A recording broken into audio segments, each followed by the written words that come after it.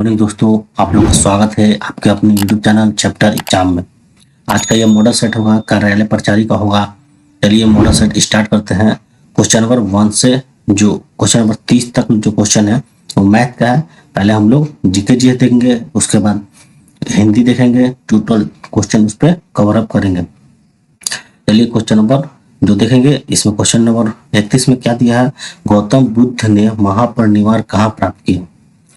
महापरिनिर्वाण कहने का मतलब गौतम बुद्ध का मृत्यु कहाँ हुआ, महापरिनिर्वाण जिसे कहा जाता है। इसका जो आंसर होगा कुशीनगर। कुशीनगर में हुआ। ये कुशीनगर कहाँ है, ये कुशीनगर उत्तर प्रदेश में है। कहाँ है कुशीनगर, उत्तर प्रदेश में, यूपी में। ठीक, क्वेश्चन नंबर 32, ये गुरु अर्जुन देव के समकालीन थे। गुरु अर्जुन देव के समकालीन कौन थे। इसका आंसर होगा जहांगीर। जहांगीर गुरु अर्जुन देव के समकालीन थे। गुरु अर्जुन देव थे ये सिखों के 5वें गुरु थे। कौन गुरु थे, 5वें गुरु थे। आगे क्वेश्चन देखेंगे, क्वेश्चन नंबर 33, 1857 के स्वतंत्रता संग्राम का प्रतीक था, जो प्रतीक चिन्ह क्या था। इसका आंसर होगा कमल और रोटी। ऑप्शन नंबर ए, कमल और रोटी 1857 का स्वतंत्रता संग्राम का प्रतीक चिन्ह था। अगला क्वेश्चन है, भारत में ताजे मीठे जल का प्रमुख स्रोत क्या है। जो पीने योग्य जो पानी होता है उसका मुख्य स्रोत क्या है। इसका मुख्य स्रोत है भौमजल, मतलब भूजल। हम लोग जैसे नल पंप देखते हैं, पंप लगाते हैं, नल खुदवाते हैं, जो कल खोदते हैं, ये सब क्या होता है, भूजल होता है, मतलब धरती के अंदर से पानी आता है। अगला क्वेश्चन है क्वेश्चन नंबर 35। 35 में निम्नलिखित में से कौन सा पृथ्वी का निकटतम ग्रह है। सबसे पृथ्वी के निकटतम ग्रह कौन है। इसका आंसर होगा बृहस्पति। बृहस्पति जो है ये पृथ्वी के सबसे निकटतम ग्रह है। आगे देखेंगे, क्वेश्चन है क्वेश्चन नंबर 36। 36 में है, महाबली गंगा किस देश की सबसे बड़ी नदी है। जो महाबली गंगा है वह किस देश की सबसे बड़ी नदी है, क्वेश्चन है। इसका जो आंसर होगा ऑप्शन नंबर ए, श्रीलंका का जो महाबली गंगा है वो श्रीलंका की सबसे बड़ी नदी है। नंबर 37 में काडमियम पहाड़ी कहाँ स्थित है। काडमियम का जो पहाड़ी है वो कहाँ स्थित है, यह पूछा जा रहा है। जो काडमियम का पहाड़ी है यह, इसका आंसर जो होगा, इसका आंसर होगा ऑप्शन नंबर सी, ये केरल में स्थित है। कहाँ स्थित है, केरल में स्थित है। आगे क्वेश्चन है, वहाबी आंदोलन का मुख्य केंद्र कहाँ था। वहाबी आंदोलन का जो मुख्य केंद्र कहाँ था, ये पूछा जा रहा। इसका जो आंसर होगा वो पटना। ऑप्शन नंबर ए, पटना वहाबी आंदोलन का मुख्य केंद्र था। आगे क्वेश्चन है क्वेश्चन नंबर 39 है, संविधान सभा के अस्थायी अध्यक्ष कौन थे। संविधान सभा के जो अस्थायी अध्यक्ष थे वो सच्चिदानंद सिन्हा थे। ऑप्शन नंबर ए। क्वेश्चन नंबर 40 में पूछ रहा है कि स्टैचू ऑफ यूनिटी डैश के प्रति श्रद्धांजलि है। किसके प्रति श्रद्धांजलि है। इसका जो आंसर होगा सरदार वल्लभ भाई पटेल। स्टैचू ऑफ यूनिटी जो है ये सरदार वल्लभ भाई पटेल का ही स्टैचू है, मूर्ति है। क्वेश्चन नंबर 41 में एकीकृत परिपथ जिसका फुल फॉर्म होता है इंटीग्रेटेड सर्किट आईसी का आविष्कार किस पीढ़ी का जन्म हुआ। इसका आंसर है तृतीय पीढ़ी, 3rd जनरेशन में आईसी का आविष्कार होना स्टार्ट हुआ। आगे क्वेश्चन है, वेदों की संपूर्ण सच्चाई निहित है, यह व्याख्या किसके द्वारा की गई है। वेदों में संपूर्ण सच्चाई निहित है, यह व्याख्या किसके द्वारा की गई है। इसका जो आंसर होगा option number B, Swami Dayanand द्वारा बताया गया कि वेदों में ही संपूर्ण सच्चाई निहित है। क्वेश्चन नंबर 43 में कह रहा है कि कार्बन का शुद्धतम रूप क्या है। कार्बन का शुद्धतम जो रूप है वह हीरा है। ऑप्शन नंबर ए इसका सही आंसर होगा। क्वेश्चन नंबर 44, निम्न में से किस पदार्थ का ध्वनि की गति सबसे धीमी होती है। किस पदार्थ में जो है ध्वनि की गति सबसे धीमी होगी। तो देखिए ठोस में ध्वनि की गति सबसे ज्यादा होती है, और जहाँ ठोस नहीं है वायु जो है, क्वेश्चन नंबर 44, 44 का आंसर होगा वायु। वायु में ध्वनि गति सबसे कम होगी। क्वेश्चन नंबर 45, 45 है, निम्नलिखित में से कौन सा एक सबसे अधिक मृदुल है? मृदुल मतलब सबसे अधिक तन्यता है इसमें। क्वेश्चन नंबर 45, 45 का आंसर होगा सोडियम। सबसे अधिक मृदुल कौन है?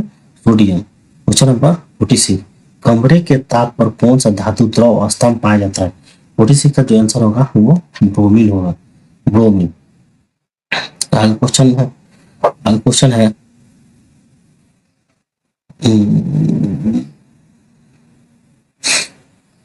Question number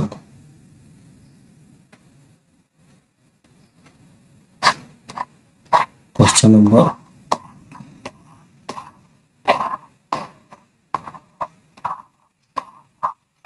question number 47, question number 47 में बोल रहा है कैल्शियम परमाणु संख्या 20 के संयोजक है।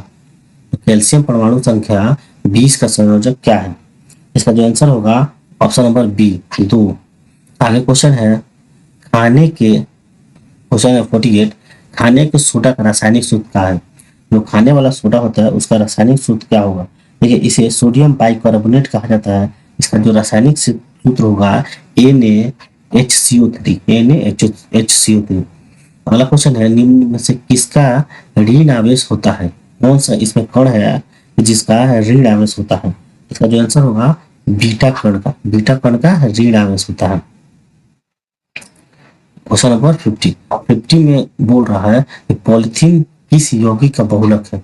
पॉलिथीन जो है किस यौगिक का बहुलक है? इसका आंसर होगा एथीन, एथीन का बहुलक है।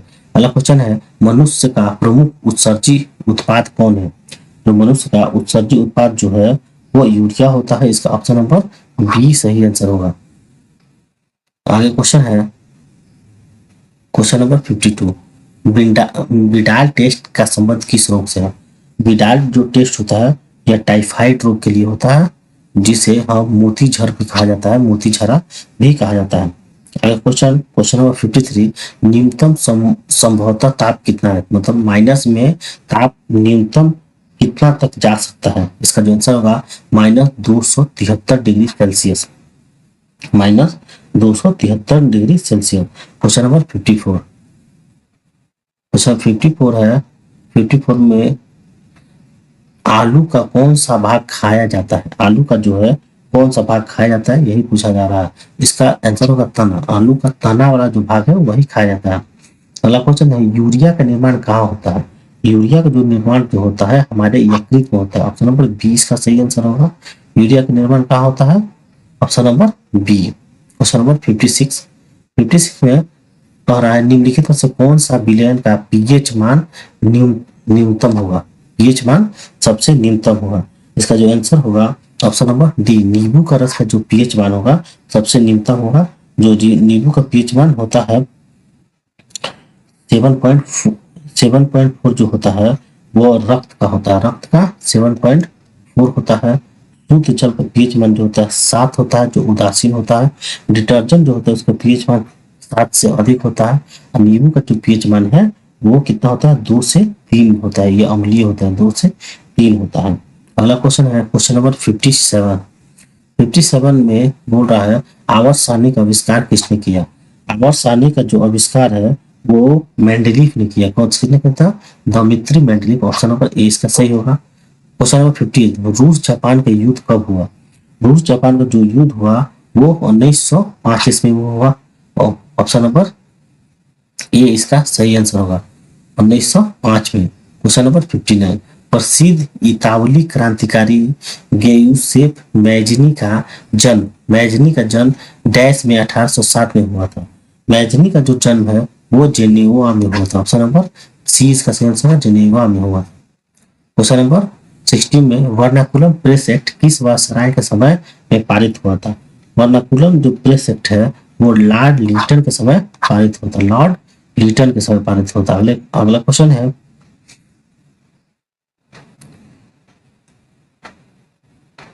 Question number question number 46, question number 46, question number हम लोग देखें 60, वर्नाकुलम प्रेसेप्ट। आगे क्वेश्चन है क्वेश्चन नंबर 61। 61 में भाखड़ा नागर परियोजना, भाखड़ा नागर परियोजना किस नदी पर स्थित है? भाखड़ा नागर परियोजना जो है ये किस नदी पे स्थित है, ये पूछा जा रहा है। इसका जो आंसर होगा सतलज नदी, सतलज नदी पे भाखड़ा नागर परियोजना है। Question number 62। एक निरूपक भिन्न में से अंश हमेशा क्या होता है? अंश जो होता है वो एक होता है। क्या होता है? एक होता है। आगे क्वेश्चन है चूना पत्थर का उपयोग किस उद्योग में होता है? देखिए चूना पत्थर का जो उपयोग है वो मैक्सिमम जो होता है सीमेंट उद्योग में इसका प्रयोग किया जाता है। सीमेंट जो होता है चूना पत्थर से ही मैक्सिमम बनाया जाता है। बिहार में अगला क्वेश्चन है क्वेश्चन नंबर 64। 64 में बिहार में नहरों द्वारा सर्वाधिक सिंचाई किस जिले में होती है? बिहार में जो नहरों द्वारा सर्वाधिक सिंचाई जो होती है वो रोहतास जिले में होती है। ऑप्शन नंबर ए इसका सही होगा। आगे क्वेश्चन है चिली में सुधार कार्यक्रम के विरोधी थे। जो चिली में सुधार कार्यक्रम के विरोधी कौन थे? क्वेश्चन नंबर 65 का जो आंसर होगा ऑप्शन नंबर डी, ये चर्च, जमींदार, अमीर लोग, सभी लोग इसके लिए जिम्मेदार। चिली में सुधार कार्यक्रम के विरोधी जमींदार थे, चर्च थे और अमीर लोग थे। Question number 66। भारत में संघ सरकार का प्रमुख कौन होता है?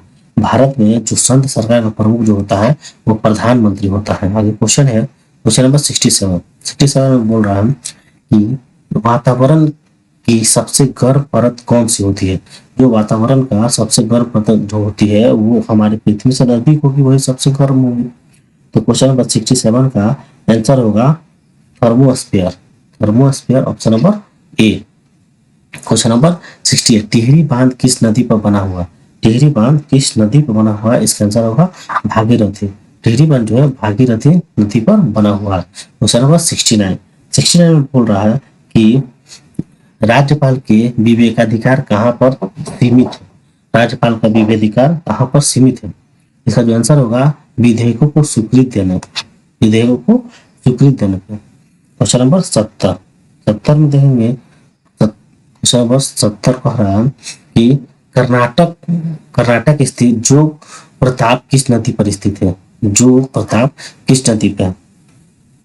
ये जलप्रपात है जो हम कर्नाटक में स्थित है, वो कहाँ है ये बताना है। इसका आंसर होगा शरावती नदी, शरावती नदी पर स्थित है। आगे क्वेश्चन है क्वेश्चन नंबर 71। क्वेश्चन नंबर 71 देखेंगे। 71 में ये हिंदी का भाग होगा। हिंदी इसमें देखेंगे 30 क्वेश्चन हिंदी का देखेंगे। क्वेश्चन नंबर 71 हिंदी साहित्य का सुप्रसिद्ध कृति है गोदान। गोदान के रचयिता कौन है? गोदान किसके द्वारा लिखा गया था? ये देखिए गोदान जो है ये प्रेमचंद का लिखा गया था। अब क्वेश्चन है 72 दिए गए संधि विच्छेद में सही विकल्प चुनिए। जो संधि विच्छेद है वो कौन सही है? इसका आंसर होगा सम प्लस योग, समयोग, ये शुद्ध और सही संधि विच्छेद है। अब क्वेश्चन है आवश्यकता से अधिक वर्षा के लिए एकल शब्द को पहचानिए। आवश्यकता से जो अधिक वर्षा होता है इसके लिए अतिवृष्टि कहा जाता है। अतिवृष्टि, अतिवृष्टि। क्वेश्चन नंबर 74 क्वेश्चन नंबर 74 क्रिया का मूल रूप क्या है? क्रिया का जो मूल रूप क्या है ये क्वेश्चन पूछा जा रहा है। क्वेश्चन का आंसर होगा क्रिया का मूल रूप जो होता है धातु होता है। आगे क्वेश्चन 75 दिए गए 4 विकल्पों में से एक विकल्प बहुवचन कौन सा विकल्प है? मतलब बहुवचन आपको बताना है। क्वेश्चन नंबर 75 का आंसर होगा अनेक। अनेक जो है बहुवचन का एक रूप है। क्वेश्चन नंबर 76 प्रशंसा शब्द का विलोम शब्द कौन सा है? प्रशंसा का विलोम रूप कौन है? निंदा, द्वेष, अधर्म और अपावन ये विलोम नहीं है, निंदा इसका विलोम होगा। आगे क्वेश्चन है 77 में क्वेश्चन बोल रहा है कि कलेजी का टुकड़ा मुहावरे का क्या अर्थ है? कलेजी का टुकड़ा मुहावरे का जो आंसर होगा ऑप्शन नंबर सी बहुत प्यारा। क्वेश्चन नंबर 78 में पूछा जा रहा है कि अत्याचार का दिए गए संधि विच्छेद में सही विकल्प चुनिए। अत्याचार का जो सही विकल्प होगा अति प्लस आचार। ऑप्शन नंबर 4 इसका सही आंसर होगा। Question number 79। आग में घी डालना मुहावरे का अर्थ क्या है? आग में घी डालने के मुहावरे का जो अर्थ होगा किसी के क्रोध को भड़काना, किसी के क्रोध को भड़काना। क्वेश्चन नंबर 80 इनमें से कौन सा रचना स्वामी दयानंद की है? स्वामी दयानंद की इनमें से कौन सी रचना? इसका आंसर होगा सत्यार्थ प्रकाश। क्वेश्चन है क्वेश्चन नंबर 81। भारत दुर्दशा किस युग में लिखा गया था? भारत दुर्दशा जो है वो भरतेंदु युग में लिखा गया था। भरतेंदु युग में लिखा गया था। और ये भरतेंदु युग जो चला था वो 1868 से 1900 में चला था। इसके जो रचयिता थे भरतेंदु हरिश्चंद्र। क्वेश्चन नंबर 82 स्वार्थ का संधि विच्छेद। स्वार्थ का जो संधि विच्छेद क्या होगा? स्व प्लस आर्थ, स्वार्थ। आगे क्वेश्चन है क्वेश्चन नंबर 83 तत्पुरुष समाज के कितने भेद होते हैं? तत्पुरुष समाज के जो 6 भेद होते हैं। कितने भेद होते हैं? 6 भेद होते हैं। आगे क्वेश्चन है घुड़ दौड़ का समास विग्रह कीजिए।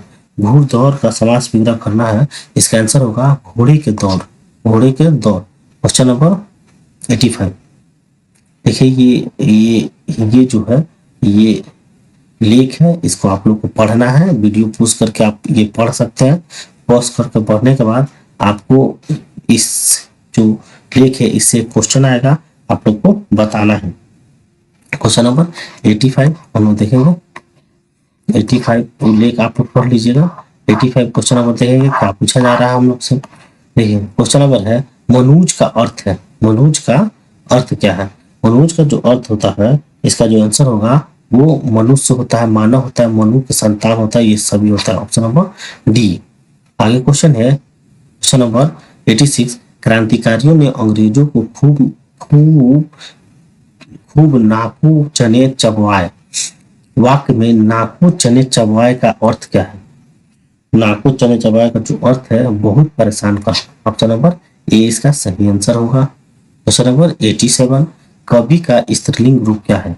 कवि का स्त्रीलिंग रूप जो होगा वो ऑप्शन नंबर डी होगा, कवियत्री होगा। हम साथ साथ पढ़ते थे वाक्य किस काल का उदाहरण है? ये जो वाक्य है वो भूतकाल का उदाहरण है, इसका आंसर होगा ऑप्शन नंबर ए, भूतकाल का उदाहरण है। अब क्वेश्चन है 89 इनमें से कौन सा वाक्य शुद्ध है? इनमें से कौन सा वाक्य शुद्ध है? अंग्रेजी लिपि रोमन है।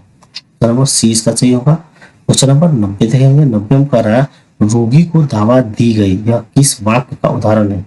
ये जो है ये कर्मवाच्य का उदाहरण है, कर्मवाच्य का उदाहरण है। क्वेश्चन है 91 हमारी नींद कविता के कवि कौन है? हमारी नींद जो कविता है इसके कवि जो है वीरेंद्र डंगवाल थे। वीरेंद्र डंगवाल। हमारी नींद कविता में कवि ने इसका उल्लेख किया है। इसका जो आंसर होगा ऑप्शन नंबर बी, आलस्य के मतलब आलस के। क्वेश्चन नंबर 93 देखेंगे। 93 है अक्षर ज्ञान। अक्षर ज्ञान कविता के कवि कौन है? अक्षर ज्ञान कविता कवि है अनामिका। अनामिका। 94 क्वेश्चन नंबर 94 है अक्षर ज्ञान कविता में क अक्षर को कवि ने क्या कहा? क अक्षर को कवि ने कबूतर कहा। 95 लौटकर जाऊंगा फिर, लौटकर आऊंगा फिर कविता में कवि कौन है? जो ये लौटकर आऊंगा फिर इसके कौन रचयिता है? इसका आंसर होगा जीवनानंद दास। जीवनानंद दास। क्वेश्चन नंबर 96 है। 96 में है लटक कर जाऊंगा फिर, लौट कर आऊंगा फिर कविता में कवि कहाँ लौट कर आने की बात करते हैं? इसका जो आंसर होगा बंगाल। बंगाल में फिर से लौट कर आएंगे। और ये जो लौट कर आऊंगा फिर किसके द्वारा लिखा गया है? जीवनानंद दास द्वारा। क्वेश्चन नंबर 96 देख ली। अब क्वेश्चन नंबर 97 में क्वेश्चन है मेरे बिना तुम प्रभु कविता। मेरे बिना तुम प्रभु कविता के कवि कौन है? इसका जो आंसर होगा option number A Rainer Maria Rilke, Rainer Maria Rilke. Question number 98, 98 है। 98 में कह रहा कि मेरे बिना तुम प्रभु कवि ने किसे संबोधित किया है, कवि इसमें किसे संबोधित किया है? इसका जो आंसर होगा ईश्वर को, ईश्वर को। क्वेश्चन नंबर 99, श्रम विभाजन और जाति प्रथा निबंध किस पर आधारित है? ये जो है ये एक भाषण है, एक भाषण है। श्रम विभाजन और जाति प्रथा निबंध किस पर आधारित है? यह एक भाषण है। इसके दांत कहानी में खोखा का दूसरा नाम क्या था? जो 20 के दांत कहानी में जो खोखा था, इसका दूसरा नाम क्या था? इसका जो आंसर होगा कासू था। ऑप्शन नंबर बी इसका सही आंसर होगा। इसके साथ ये जो हमारे मॉडल सेट है यहीं पे समाप्त होता है। अगर आप लोग को ये मॉडल सेट पसंद आया है तो आपने इस मॉडल से कुछ भी सीखे हैं तो आप हमारे चैनल को लाइक कर सकते हैं और हमारे चैनल को सब्सक्राइब करें, जिससे हमें मोटिवेशन मिले और भी अच्छे अच्छे कंटेंट आपको लाने के लिए, और आपका जो तैयारी हो वो 100% अच्छा हो और आपका जो नौकरी पाने का सपना हो जल्द से जल्द पूरा हो। इन्हीं शब्दों के साथ धन्यवाद।